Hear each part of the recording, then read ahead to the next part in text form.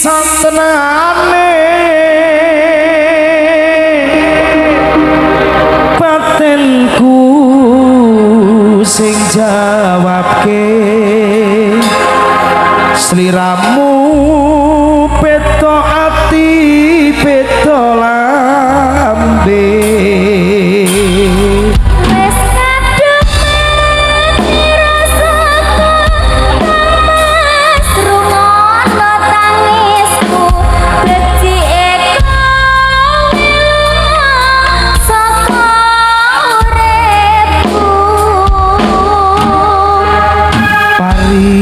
pasang rangke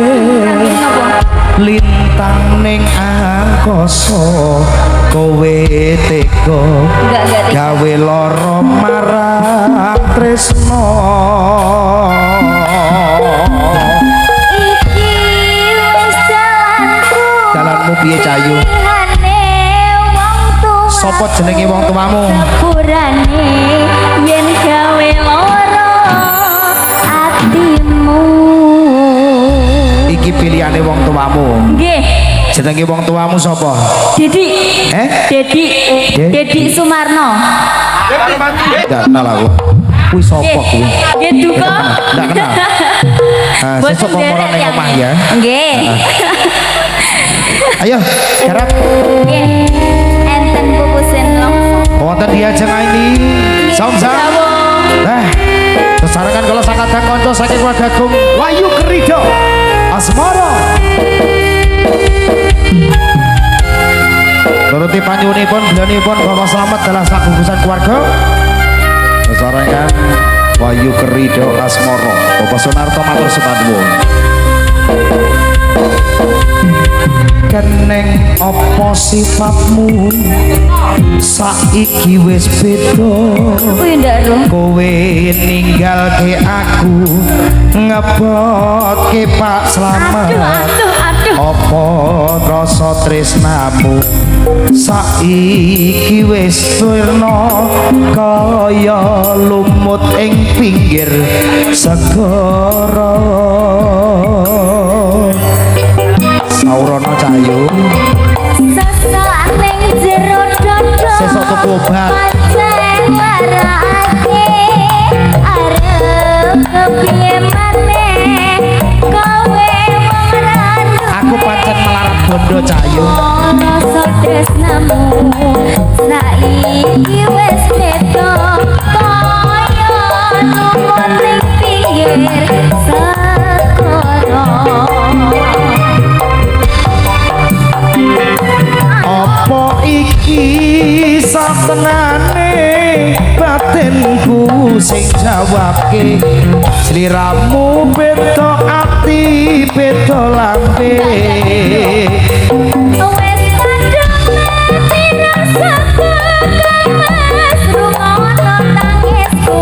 beti eko wilongo saka uripku Hari pasang rangke lintang ning angkasa kowe tega gawe lara marang tresno iki wis jalanku pilihane wong tuaku sepurane yen gawe lara atimu Wahyu Kerido Asmara Wahyu Kerido Asmara Aini Samsam tak lilani do Cayu sliramu lunga tak lilani iya yen pancen iki pilihane wong tuamu aku lilo Cayu sing bagus sliramu bakal tetep bahagia karo pilihane wong tuamu ya Nduk amin amin amin aku tak golek duit sing akeh ben gelem marang aku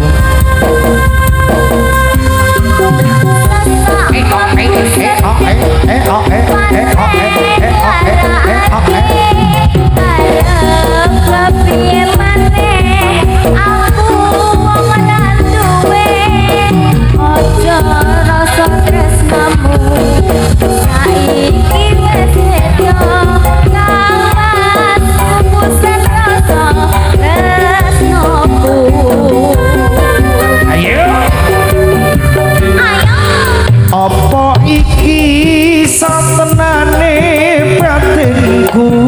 dijawabke sliramu beda ati beda lambe Wes kadung mati rasa panas rungono oh iya dadi eko wilomo saka uripku paribasan ngrangge lintang ning angkasa kowe tega gawe lara marang tresno